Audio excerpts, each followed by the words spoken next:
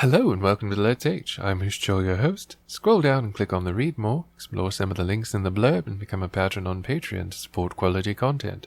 Today, I'm coming to tell you about something that some of you may not have actually been there for. For one reason or another, some people just don't remember it, and it's a shame not to remember it because it was actually kind of a neat moment to live in. It was a kind of a neat thing that was done. I thought, in light of the new film coming out, I would like to talk about the Blair Witch Project, the original. And before anybody says anything like, oh, the Blair Witch Project, most people were into this, and most of the only people that were like, oh, I don't like that, or, claim to be too cool for it, or claiming, oh, it gave me motion sickness, all this stuff, that shit only started happening after people found out that it was just a movie. So either they wanted to believe that 3 people had been horribly murdered by some supernatural force, possibly, or they were just assholes that didn't want to have their own opinion. So either way, just take that with a bit of a grain of salt whenever anybody tells you, oh, I wasn't into the Blair Witch Project, I didn't like the Blair Witch.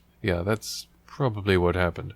But regardless, the Blair Witch Project. I was fascinated when I first heard about this. It was one of the very first times where internet marketing was used to build up a film, and it was absolutely, unquestionably one of the most successful. Upon reflection, it was pretty fantastic. They recognized the limitations of their filmmaking, the fact that they had, pretty much no budget, and so they built up an artificial mythology around this whole phenomenon. That was fantastic.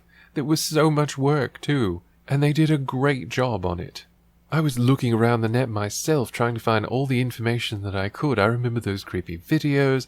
I remember, the site is still up. You can still go to the original Blair Witch Project site.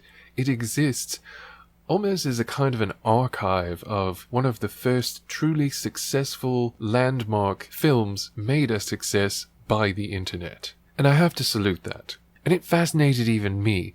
Regardless of whether or not this was real, it was still a fascinating look into something that was legitimately scary and something that could easily draw you in because the acting was very convincing, and the fact that it was improvised makes it even more worthy of respect.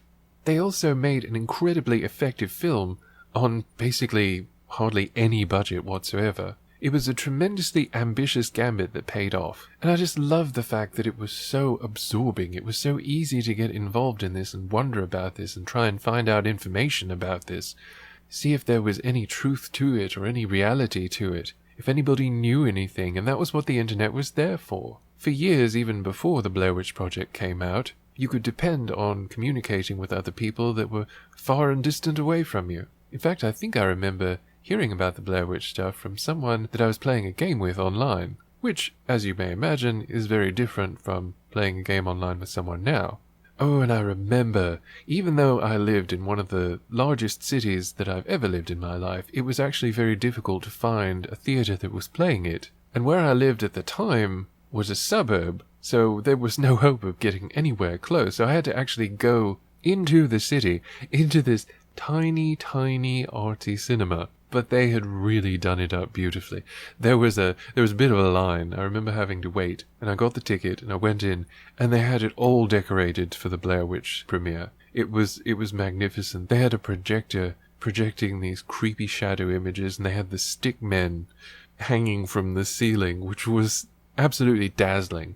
And the way that the theater was set up, I actually wish I had been able to go back because I only went that one time, but it was a fantastic theater, and the way that it was set up, it was a very immersive experience, like you felt involved in the cinema, which I think was part of what really made it for me, and I think that's something that probably added to the atmosphere of the Blair Witch Project being so scary and so absorbing. It was a very affecting, very involving film. It was easy to believe in, and even though you probably knew deep down that it wasn't true, and you really wouldn't want it to be true, it's still scary, it's still affecting, and you can still envision yourself in that situation and think, oh man, if only they had done this or done that. But it's so convincing that you don't really think that it could have occurred to them at the time, because, when you're in a situation like that, it doesn't always occur to you.